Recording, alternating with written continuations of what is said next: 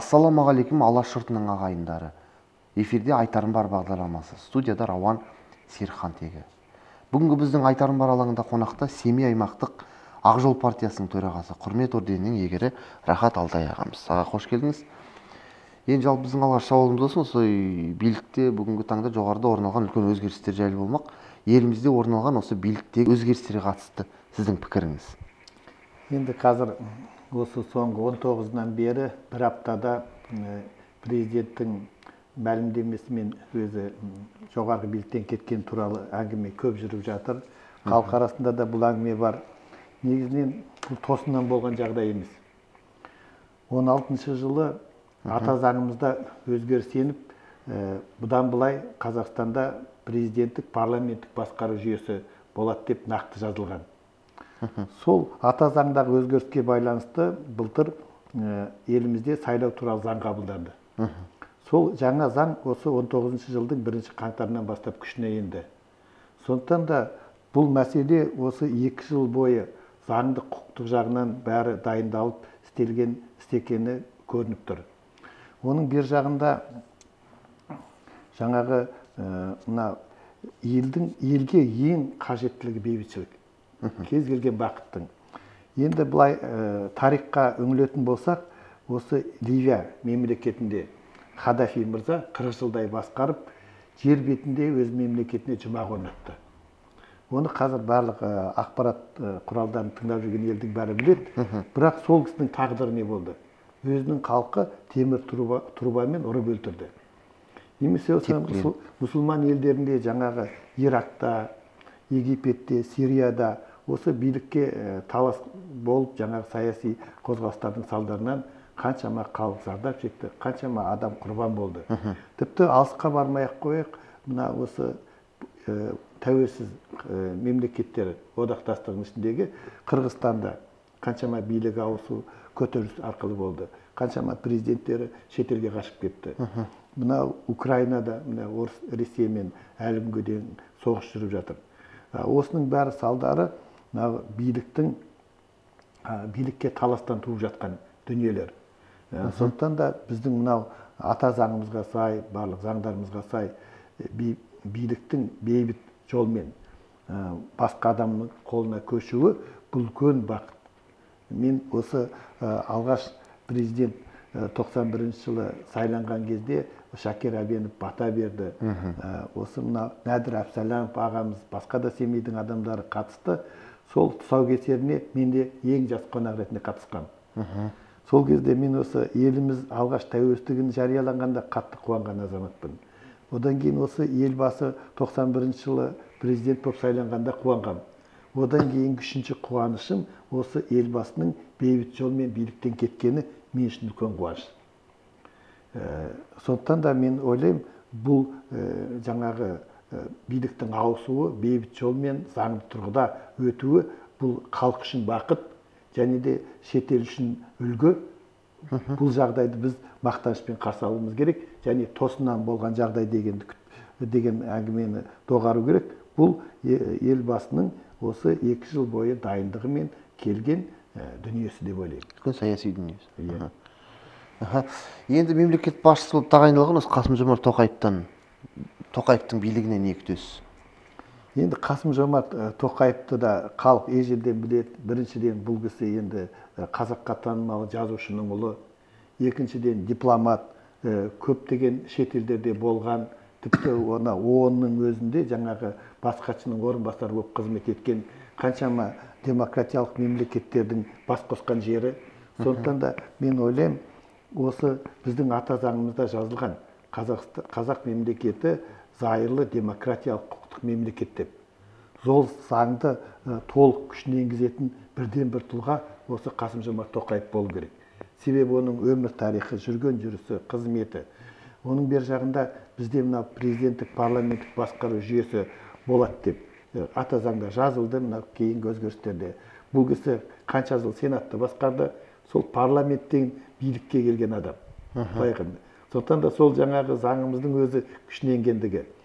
Мен Қасым-Жомарт Тоқаев мырзаның қасиетті Түркістан қаласында болғанына қуандым. Онда қаншама біздің хандарымыз, батыр билеріміздің сүйектері жатыр. Сол кісілердің жаңағы зираттарына жаңағы Құран оқып, және осы Қазақстан халқына бір жақсылық тілеген шығар деп ойлаймын.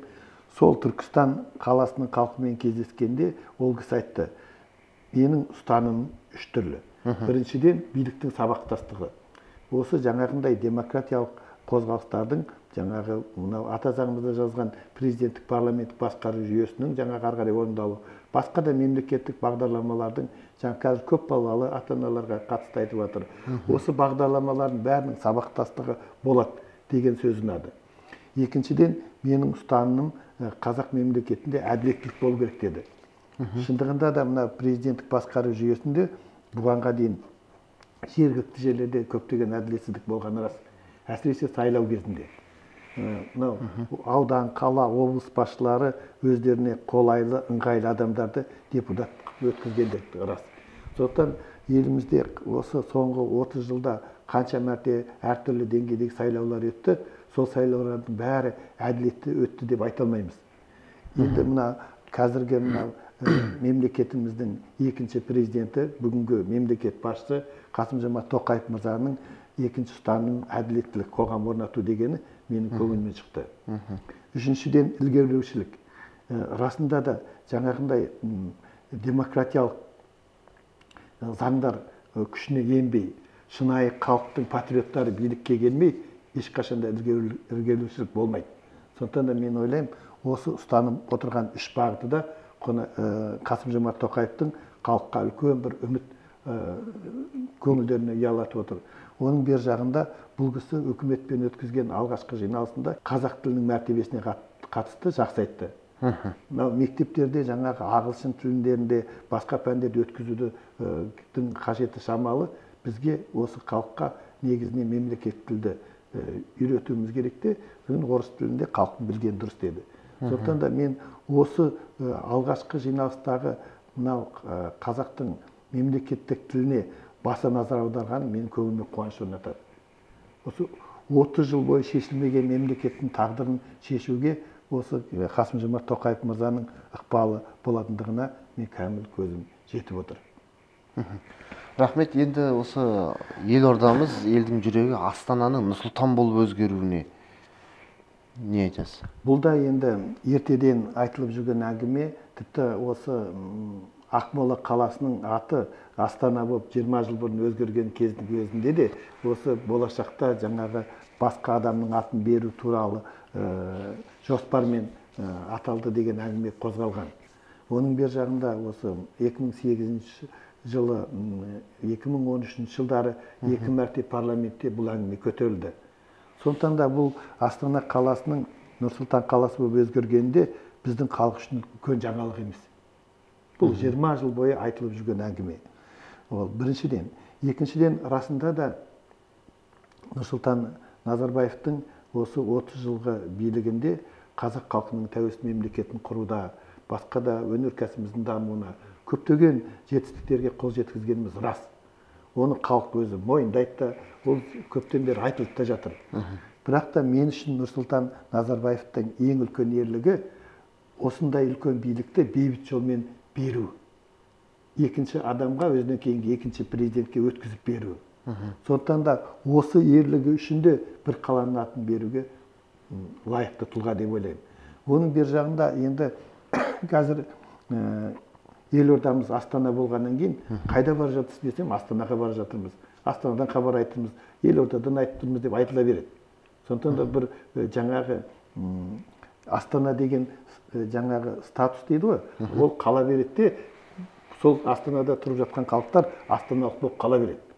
Астанамыз Семейге өзгеріп, басқа бір қалаға өзгермесе болашақта, ол Астана қала береді. Ол біріншіден. Екіншіден, расында да жаңағы мысалы осыдан қаншама 100 жыл бұрын Американың тұңғыш президенті болған Вашингтонды бүкіл әлем халқы біледі. Өйткені сондай қала бар Астана. Сондықтан да жаңағы оны кім екенін біледі. Сондықтан да біздің де тұңғыш президентіміздің атының жаңа Астана бір қалада қалуы, Астанада қалуы, ол да заңдылық. Оның бер жағында 2 ай бұрын мен осы Өскемен қаласының атын Қабанбай бабамыздың атына беру жөнінде әңгіме көтерген. Сол кезде енді әртүрлі пікірлер қалыптасты. Қабанбай деген кім деген сияқты, ол аңыздан тұрған тұлға деген сияқты. Мен сол пікірлерді тыңдағанда біздің осы жерімізді қорғаған бас батырымыз Қабанбайдың тарихын Қазақстан халқының білмейтініне көзім жетті.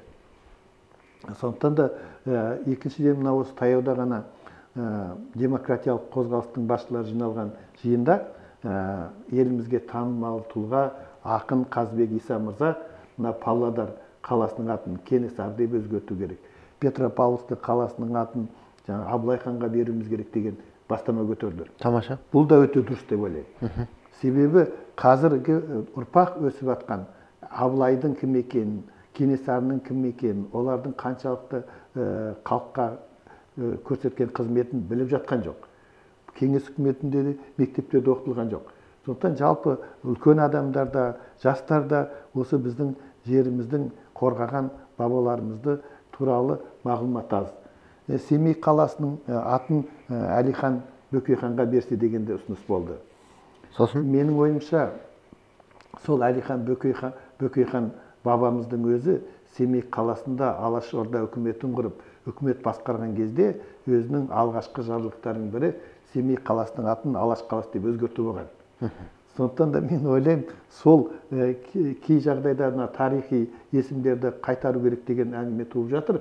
Егер де сол жаңағы бүкіл Алаштың зиялылары қолдап, Әлихан Бөкейханның өзінің жарлығымен өзгерген Семей қаласының атына осы Алаш деп қайтарып берсе, ең оңды шешім сол деп ойлаймын. Бұл туралы. Сондықтан да негізі бізде әлі күнге дейін осы мынау Ресей империясының, одан кейін кеңес үкіметінің, жаңа коммунистерінің әртүрлі біздің қазақ ұлтына жат жер, ел аттары өте көп. Өте көп. Ол ауыл аттары болсын, қала аттары болсын, біз осы дүниенің бәрін жаңағы бір мемлекеттік комиссия құрып, реттеп, енді біз тәуелсіз ел болғанымыздың, әлем танығанын, осындай деңгейге көтерілуіміздің өзі мынау соңғы мәлімдемесінде Нұрсұлтан Назарбаев мырза жақсы айтты. Сондықтан да енді ешқайда жасқанудың қажеті жоқ. Мынау рухани жаңғыру, ұлы даланың жеті қыры деген әңгімелердің бәрі халықтың жаңағы рухын көтеруге, халықтың қазақ екенін білдіруге арналған бағдарламалар. Сол бағдарламалардың ең басында тұру керек осы жер су аттарын қазақиландыру. Бұл қазақ мемлекетінде мемлекеттің тілдің мәртебесін көтерілуі, бүкіл Қазақстан тұратын халықты қазақ тіліне үйрету, одан кейін жер су аттарын, қала, ауыл аттарының бәрін қазақи ұлттық нақышымызға сай өзгерту. Бұл күн тәртібінде кезек күтілмейтін мәселе деп ойлаймын. Бұл ұлт болып қалыптасу, ұлт болып қалудың бір үлкен жолы ғой. Әрине, бұл ұлт болып қалудың да, жаңағы қазақ ұлтын басқа ұлтқа танытудың да жаңағы үлкен бір қажет шарасы деп ойлаймын. Сондықтан да біз осы әлем халқына не деп мақтана аламыз? Біріншіден, тәуелсіз қазақ мемлекетін құрдық. 30 жыл бойы халқымызда, елімізде бейбітшілік болды. Осы 30 жылдан кейін 30 жыл басқарған біздің елбасымыз өзінің үлкен билігін бейбіт жолмен келесі адамға тапсырды. Осындай дүниелерімізбен біз мақтана аламыз. Мынау кезінде Шәкәрім Құдайбердіұлы айтқан екен, адам маңдайындағы екі көзімен ақиқатты көрмейді. Адам көкірек көзімен көреді деп. Сондықтан да мен ойлаймын, қазір елбасы туралы да, бүгінгі билік туралы да алып қашпа әртүрлі әңгімелер бар. Мысалы, қазір жаңағы Украинада, Ливияда, Иракта, Египетте, Сирияда болып жатқан соғыстарға сырт елдің ықпалы болды деп айтады. Біздің Қазақстан сонша бай мемлекет. Көршілеріміздің бәрі бізді керемет жақсы көріп отыр деп айта алмаймыз. Біздің жерімізге де қызығатын алпауыт мемлекеттер аз емес. Сондықтан да сондай жағдай кез келген уақытта біздің елде де орын алуы мүмкін еді. Егер мемлекеттің басқару саясаты дұрыс болмаса, біріншіден. Екіншіден, біздің елде де шетелде жатып, елді көтеріліске шақырып жатқан азаматтар бар. Ол да аз емес. Сондықтан да сол жаңағы басқа осындай бүгінгі тағдыр тәлкегіне түскен мемлекеттерде болған дүниенің бәрі бізге де қатысы бар. Бірақ та сол бұл қазақ, біріншіден әрине қазақ ұлтының осындай кең көңілді, алыстан орайтын жағдай. Біздің мемлекет, жалпы қазақ ұлты не көрмеді? Мынау кеңес үкіметі орнаған кезде қаншама революциядан қырылдық, ашаршылықтан қаншама қырылдық. Одан кейін екінші дүниежүзілік соғыста қаншама қырылдық. Одан бері мына 91 жылға дейін, тәуелсіздік алғанға дейін қазақ зиялылары үнемі қиыншылық көріп келді. Кейінге дейін. Осы тәуелсіздік алғаннан кейін ғана есімізді жинадық. Сондықтан да мен ойлаймын, бүгінгі халық осындай еліміздің басшылығы жаңа бейбіт жолмен өзгеріп, халқымызда бейбітшілік болып тұрғаны, ары қарай дұрыс жолмен дамуын қолдап, осыған қуануымыз керек. Қазір ғаламтордан тыңдап жүрген адамдар маған әртүрлі айтады енді. Сіздер қалайсыздар деп. Біз мысалы мынау Ақ Жол партиясы парламентте отырмыз, мәслихаттарда бар, бұл заңда тіркелген партия. Біздің мақсатымыз айқын. Біз Қазақстанда демократиялық жүйенің құрылғанын қалаймыз. Көп партиялы мемлекеттік жүйенің болғанын қалаймыз. Біз кешегі сол алаш арыстарының еңбегін бүгінгі таңда, бүгінгі заманға сай жалғастырушы саяси партиямыз. Сондықтан да біздің негізгі ұстанымымыз осы алаш партияның ұстанымы. Соны бүгінгі заман талабына сай дамыту. Біз мынау Қазақстанды тек қана қазақ ұлты басқару қажет деген дүниені өзіміздің заңымызға болашақта жазуымыз керек. Өйткені кез келген мемлекетте көп ұлт тұрады. Мысалы, Францияда тек қана француз тұрады деп кім айтады? Германияда тек қана неміс тұрады деп кім айтады? Бірақ Германияда бүгінге дейін де, бұдан кейін де тек қана неміс канцлер болады. Францияда бұғанға дейін де, бұдан кейін де француз ұлты ғана президент болады. Бұл жазылмаса да заң болды. Ал бізде де сондай түсінік қалыптасу керек. Өйткені қазаққа қазақтың жаны ашымаса, басқа адам жаны ашымайды. Егер біз кез келген ұлттың адамы тек қана Қазақстанның азаматы болса болды, қазақ тілін білсе болды, ол президент болады деген біз үрдіспен жүретін болсақ, кез келген Қытайдың азаматы Семейге көшіп келеді, азаматтығын алып, 5 жылда қазақ тілін үйренеді, қаражаты бар, ертең ол президент болып сайланады. Одан кейін бізді ол ертең қазақты Қытайға қосып алмасына кім кепіл? Сондықтан да осындай дүниенің бәрін тереңнен толғап дұрыс шешім қабылдаған жөн. Сондықтан да мен ойлаймын, мынау Қасым-Жомарт Тоқаев енді онда қызмет жасаған дипломат болғаннан кейін, бұл да болашақта Қазақстанда қазақ ұлты ғана басқару қажет. Қазақстанда ең бірінші кезекте қазақ ұлттың тұрмыс тағдыры шешілу қажет деген дүниелерді өзінің саясатына енгізетін болар деген үмітім бар. Рахмет, осылай студиямызға келіп, уақыт бөліп келгеніңізге мыңда бір алғыс. Құрметті көрермен, бүгінгі біздің төрімізде қонақта болған Семей аймақтық Ақ Жол партиясының төрағасы, құрмет орденінің иегері Рахат Алтай ағамыз. Осымен біздің бағдарлама тәмам, еліміз аман, сөзіміз сүбелі, ойымыз ойлы болсын ағайын. Келесі кездескенше аман, сау болыңыздар.